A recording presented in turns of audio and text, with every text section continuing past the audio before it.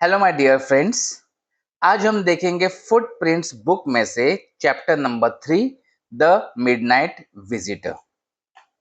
First question, how is Ausable different from other secret agents? Ausable दूसरे secret agent से कैसे अलग है? Ausable was different from other secret agents in more ways than one.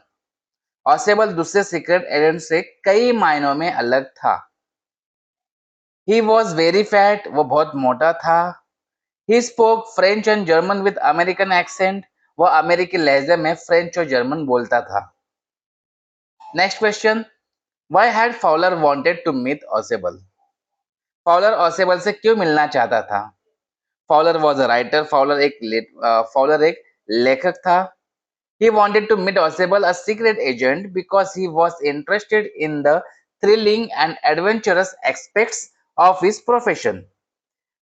वो Ausable जो कि एक सीक्रेट एजेंट उससे मिलना चाहता था क्योंकि उससे उसके जो प्रोफेशन था उस प्रोफेशन का रोमांचकारी और साहसिक पहलुओं में इंटरेस्ट था।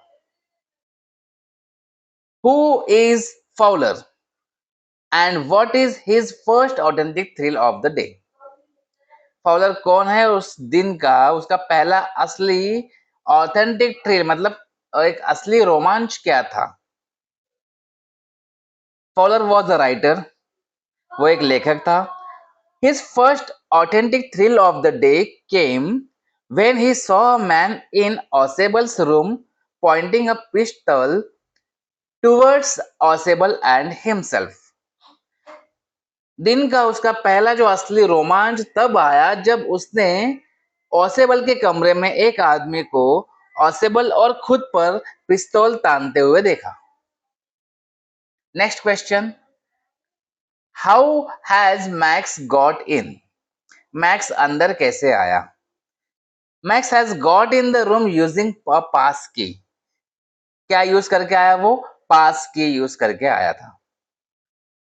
हाउ डज ऑसेबल से ही मतलब कौन? मैक्स गॉट इन।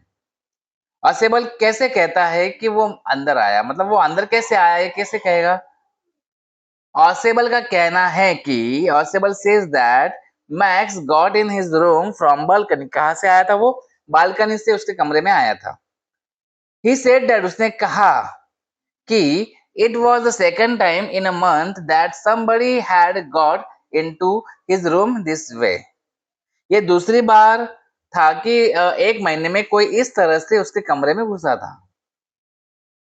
Next question, describe Fowler's reaction after entering Ausable's hotel room.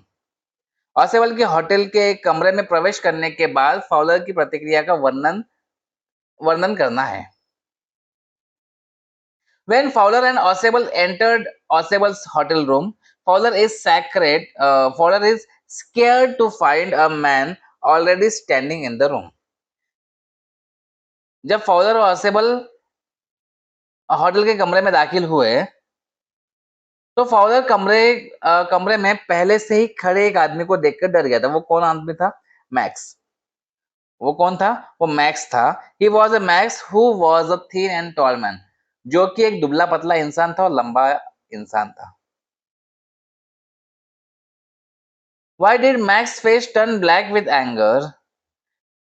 Max का चेहरा गुस्से से काला क्यों पड़ गया था? What did he want Osable to do? और वो ऑसेबल से क्या करवाना चाहता था? Max face turn black with anger क्यों था? काला क्यों पड़ गया था? क्योंकि he was frustrated and furious about the situation he was involved in. क्योंकि उस स्थिति से निराश और क्रोधित था जिसमें वो शामिल था।